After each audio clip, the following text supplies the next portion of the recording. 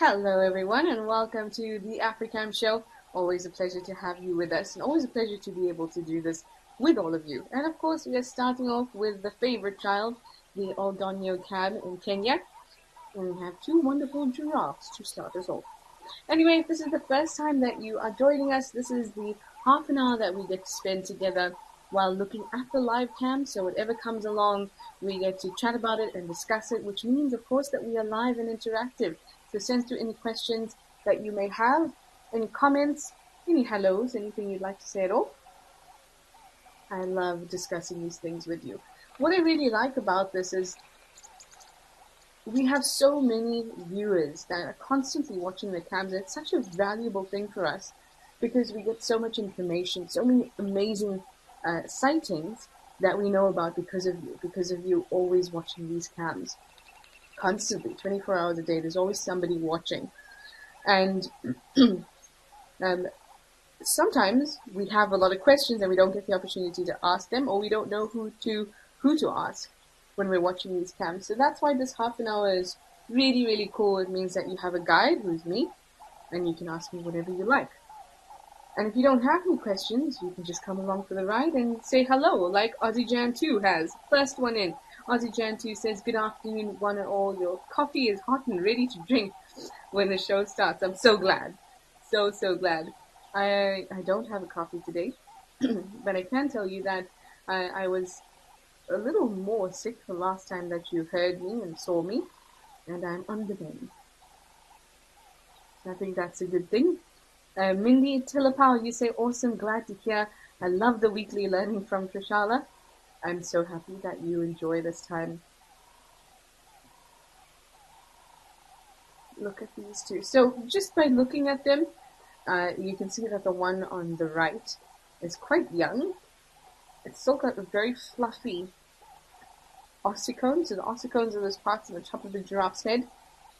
And obviously it's much shorter than the one on the left. So usually when we see fluffy ossicones, it's a female, but when they're young, it's harder to tell because the only ossicones become balded is because males will be fighting with that part of their head. So obviously the hair kind of gets pulled off and things like that. So they end up bald on those ossicones. So when they're really young, it's hard to tell. But the best way, and I always say this, though it may be a little bit crude, the best way to sex an animal is to simply look between their legs, at least for those that have external genitalia. This cam has just been spectacular. I'm always in awe of it. Always. Bob from Kalamazoo, you say, "Hello Trishala, you've got your Diet Coke in hand." Very nice. I, in hand, have a seltzer with a dash of apple.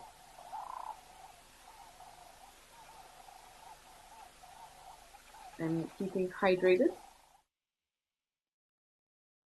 Oh, look at this! My favorite. So here we have two bulls. Two elephant bulls. So this is basically play fighting that we're watching at the moment.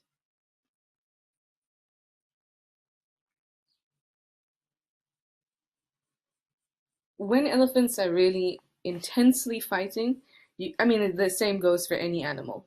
A lot of the time it's about posturing, displays of animal strength and the size of their body. Those are the first things that will happen before an animal will actually engage in a fight. So when we see elephants doing this, and it's pretty gentle, the whole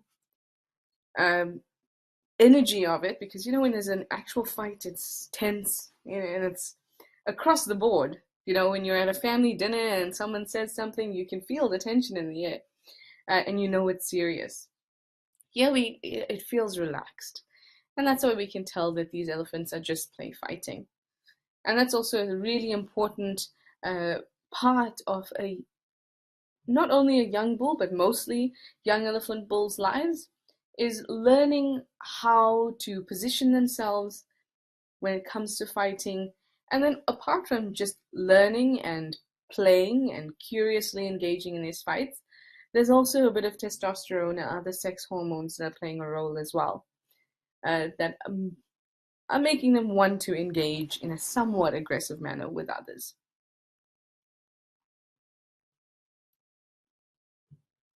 Rose M, you say good morning, everyone. Stuck in bed says good morning as well. Lion Fan, you say good morning from New York State at 9 degrees. Oh, I'm so sorry. Up in the Lowveld, where these cams are, where this particular cam is, it's probably in the high 20s degrees Celsius. That is where I am now. I'm back in Cape Town. I've said goodbye to the very hot and humid Durban, but Cape Town's very hot today too. Mary Momo, you say hello from Hot Springs, Arkansas. Thank you for joining us. You say, here in my seat with my coffee ready for the adventures to begin. Mary Momo also sends a shout out to Ozzy Jan for her coffee dedication. I think, Mary Momo, you also get a shout out for your coffee dedication.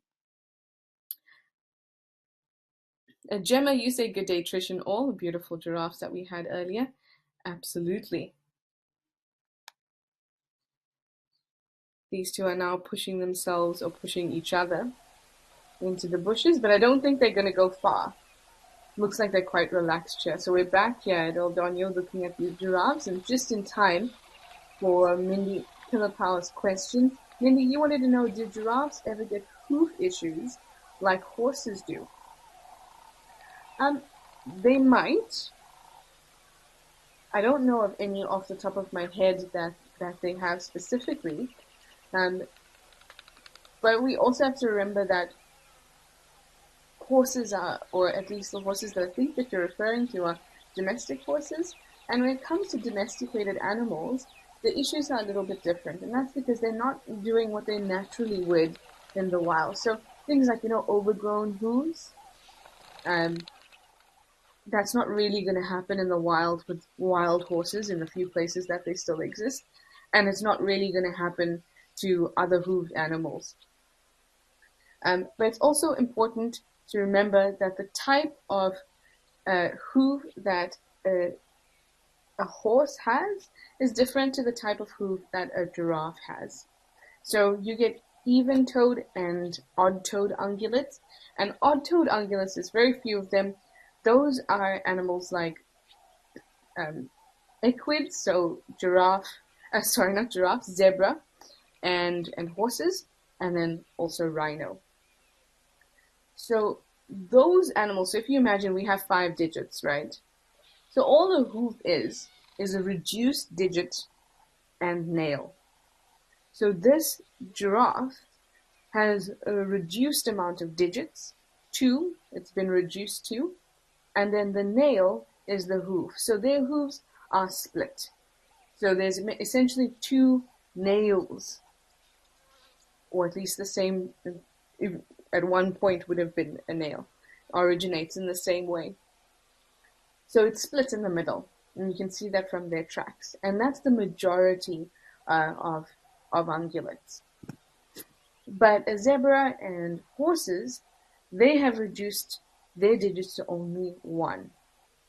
With a rhino, it's reduced to 3. So that's why we call them odd-toed ungulates. So the way that they use, or the function of their hoof, is a little bit different than with a giraffe. But that doesn't mean to say that they wouldn't have any problems associated with simply having a hoof. It's just that a giraffe has it split, and a zebra has 1. But particularly with a giraffe, I'm not aware of any problems they would have. And I'm not sure that it can be really comparable to any problems that a horse would have because of that odd-toed, even-toed ungulate discussion that I just had with you. And then back to domesticated versus wild animals. Wild animals are constantly doing what their hooves were intended for. So constantly walking, constantly using them for scratching or to break things. Whereas with domestic animals, not so much because they're either on farms or in the company of humans, which do a lot of those things for them. But I think that's a really interesting question. So giraffes do have other specific problems that are not related to hooves, and I haven't come across anything that is related to their hooves. So I'm actually gonna have a look. I love questions like that because it just makes me think. And even when I'm talking to you about it, it's kind of a free flow of thoughts that are going on in my head because I often think in quite a an analytical, research based way. So that's the only reason it sounds coherent. Otherwise, it would just kind of like be falling out. And I really, really enjoy it. It's what gets my juices going. So thank you very much for that question, Mindy. Stuck in bed, you say that you've seen some tuskers. Are they known for that? Ah, you're talking about the elephants that we saw before. So those were not really tuskers, but I know that on this cam, on the Aldonio cam, we have seen quite a few tuskers, and if we're lucky, and I think we might be, one or two might come along as we're watching right now. But for an elephant to be a tusker, that tusk has to be 1.5 meters long, which is just a little bit shorter than I am. Doing something away here. Alrighty. Oh, this is lovely. I just need to cough. Please excuse me a moment.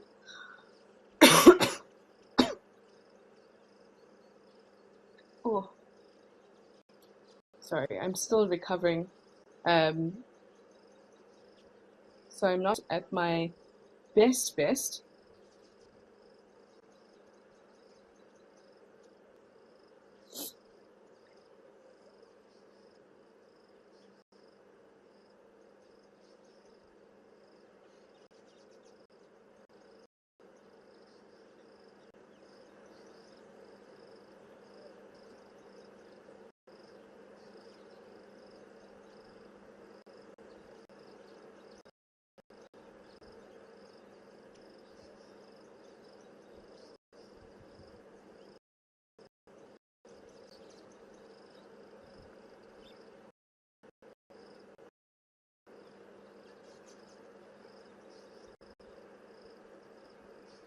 Sorry. I was coughing and then well, not slipped, I moved my hand to get a little throat loss, and I mistakenly ended my login to this whole thing. But I'm back, everybody. And I can't remember what I was saying before, but now we are back in South Africa, no longer in Eldonia, and we have the stroke, the local stroke. I really, really enjoy these strokes. So there's not too many strokes that I get to spend a lot of time with, and the yellow bill stroke is one of them that I do happen to have spent some time with. The woolly neck stroke as well is my favorite. And it's always a pleasure to watch them.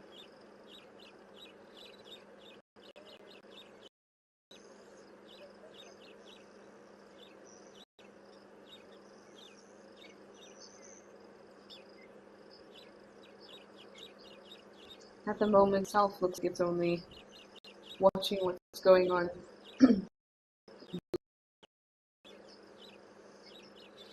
And this is pretty much exactly where it wants to be. It wants to be on the banks or shorelines of areas so that it really wants, which is aquatic animals. And that goes for everything. It goes for insects, worms, crustaceans, fish.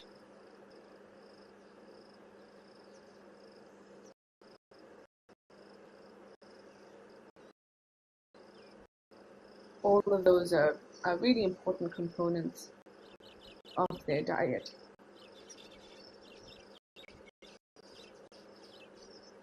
And when we think about birds that are often in and around water, we see that they, I mean, you get used to seeing the fact that a lot of the time they have very long beaks and they have long legs. Oh, look at this, we've got some zebra in the background too.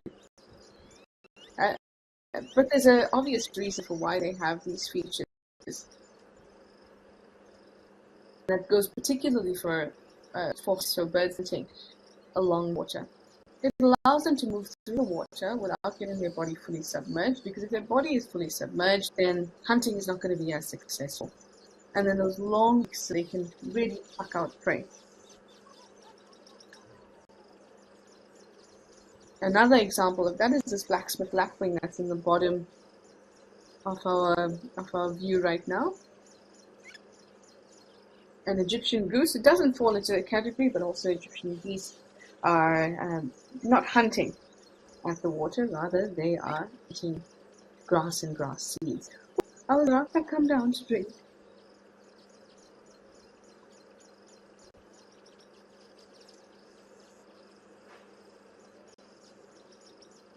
Stunning.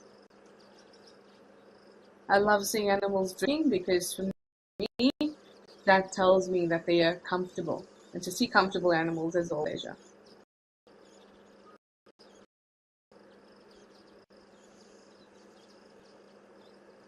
Bunny, you say good afternoon, Trishala. Good afternoon. Thank you for joining us, Giant Bunny. We've got so much happening on the cams. Yes, I am so glad. Stuck in bed, I said that I think that we'll be lucky. And while this one doesn't really look like a full-on tusker, those are still some really impressive tusks right there. Super, super impressive.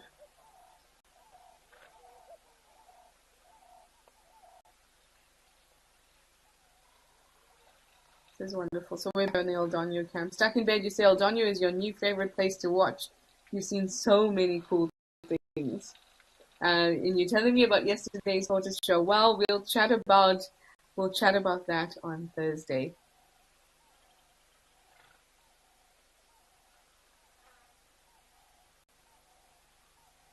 So wonderful.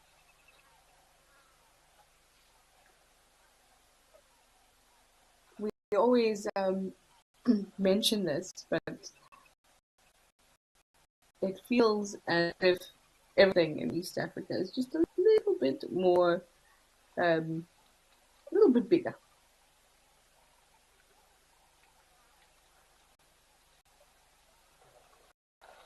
And there's certainly a lot of tuskers. Oh, look at this old boy. His eyelids are quite low.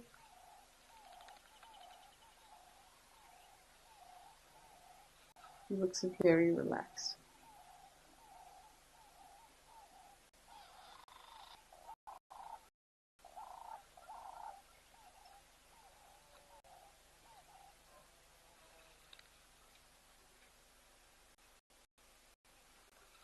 It's relaxing to watch him.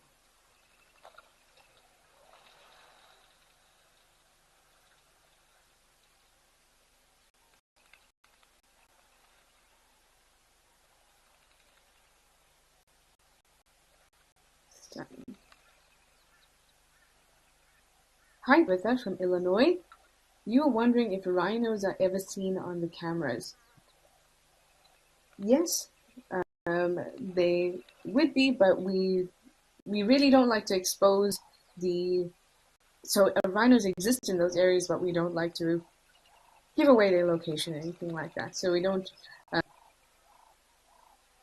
make them the focus of any of our zooming in or anything like that on the cameras.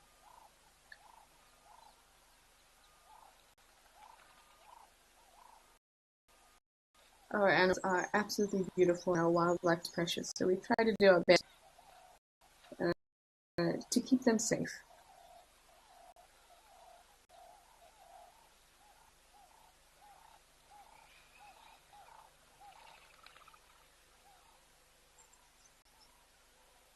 Second bed, you were also asking if those were lilies that we were seeing earlier with the zebra.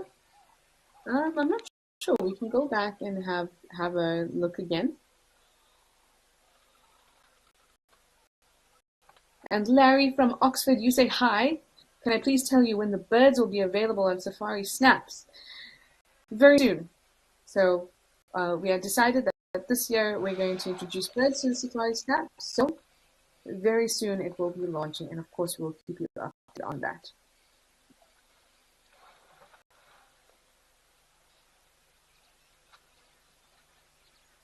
Oh yes, after a good swim,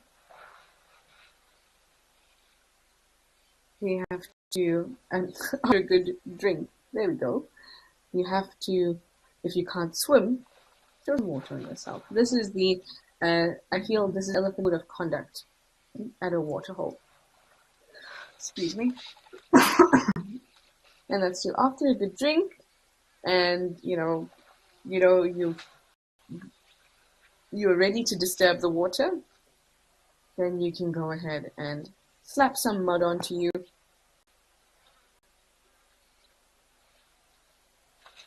And cool yourself.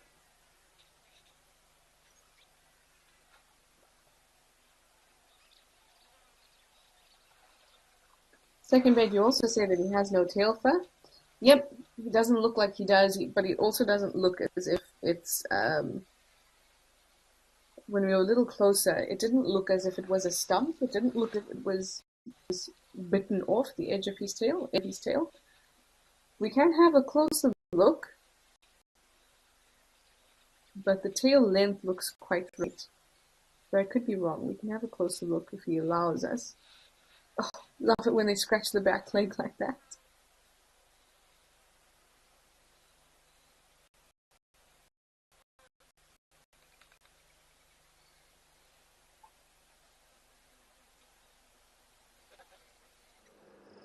Well, I guess not. There we go. Back at Tao, second bed, we can also have a look at the flowers that you saw blooming. Isn't this stunning? Oh, we've got some elephants coming through as well in the background, but the Tower of Giraffe, all these zebra. This is beautiful. This is the quintessential African scene right here. The only thing that make it even more iconic would be, instead of a mountain in the background, the sunset. That would be the only thing. Absolutely stunning.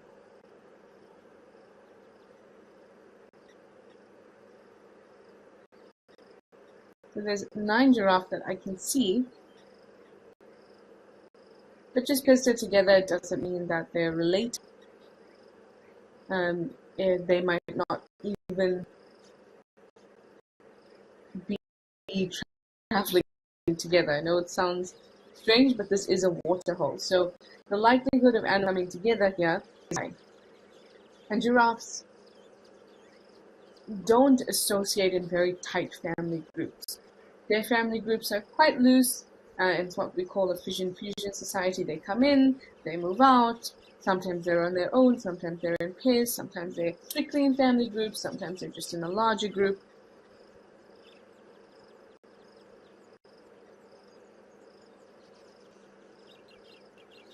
Oh, quick drink there for a couple of them. So after this, they might split up. They might move along again together.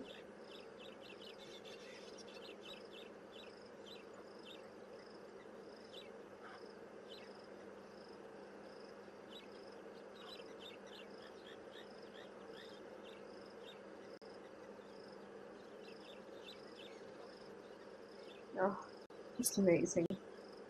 Hi, Lynn. Lynn, you'd like me to give you some info on the collared male lion that you saw at Tembe a few days ago. It lay down in the foreground, and it was covered with tiny flies. You thought that they may be fleas. You said that the coat looks terrible.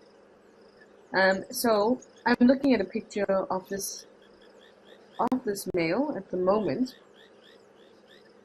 I've seen lions look a lot worse than this. It wouldn't be of concern to me. Also remember that this is summer, so it's really, really hot in these areas. finding a nice little hole to lie down in is pretty much a score. So based on what I'm looking at, this image that I have of him, I wouldn't say it's concerning. I've seen lions with, again, tons of flies on them. At some point, they kind of give up on chasing them away because there are so many of them, particularly if they're hot and sleepy. So I don't think there's anything to be concerned about just yet. If he has injuries or anything like that, maybe I can go and have a look at some of his clips of him from the last few days. Wonderful. Somebody is cutting hedges outside of my home. I hope that you can't hear that, but you probably can. So let me just close this window. Give me one moment.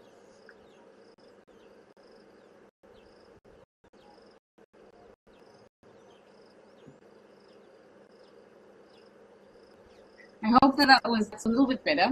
I'll come in a little corner, and the window is closed. There you go. So what I was saying, Lynn, is that I'll go back and maybe have a look at some video footage of him, because it can be quite easy to see if there's anything wrong with him just by his movements and things like that. Any visible injury? I don't think so. He looks pretty healthy and quite large in the photo that I have of him, despite the flies. Anyway, all these huge animals, this glorious African megafauna in front of us, I hardly noticed the Egyptian geese with her goslings following her.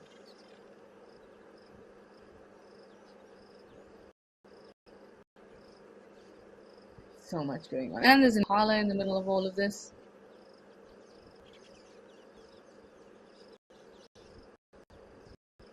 Stunning.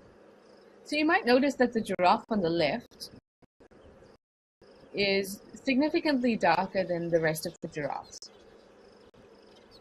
The darkening of the coat is something that happens to giraffes once they're mature. So after about 7 years old, they'll start to get a much darker coat and will continue to get darker. And we often think that's related to their testosterone levels. And it is, in a way, because a dark coat doesn't just happen. There has to be some kind of chemical mechanism that's allowing it to happen. And so it is related to testosterone, but the testosterone production is related to the status that that giraffe holds within the giraffes in the area. So earlier we spoke about the fact that they don't really have these tight-knit relationships. So how are they determining, so why does dominance matter to them? But it's because it is still important, or apparently it is still important that the males within the area understand the dominance hierarchy. And there are clashes through necking, displaying, that will allow them to sort through that hierarchy and figure out who is more dominant than the other. And those acts can affect testosterone production, which in turn affects the color of their coat. So if you're seeing dark giraffes, the first thing that you can infer is, one, that they're probably males, because this kind of thing doesn't occur in females, usually. And the second thing that you can infer is that, oh, maybe this giraffe is a dominant bulls in this area. I love that we can tell these kinds of things from the animals. I think that's one of my favorite things about being a guide, apart from spending time with animals, and of course learning about the intricacies of their existence and their ecology, but also being able to look at an animal, watch them, their behavior, and know certain things about them. It's sort of, in a way, communication. Communicating with them and communicating something to you. And I really, really love that. Mary Momo, Exactly. Mary Momo says, so exciting. I love seeing these animals peacefully coexisting. Absolutely. They're not in competition with each other. Each one is fulfilling a very specific niche. And there's so much abundance at this time of the year that everyone is pretty much happy. Rose M, you say thank you for talking about the lion. My pleasure. And I will go and have a look at some other clips of him and hopefully be able to tell you a little bit more either on Twitter or next when we Zygote racket. Oh well, if you can hear the racket, I think I should go. Leave you in peace. So you don't have to listen to my neighbor cutting the hedges outside of my window. But it's also the end of our time together. So thank you all for joining us. It's always a pleasure to have you, always a pleasure to hear your questions and your comments. Love it. I'm going to think about those hooves. I really am. And I'll see you again on Thursday. Continue watching the cam, particularly of Donio. It's fantastic. Reptile is great today. And we'll see you again soon. Bye for now.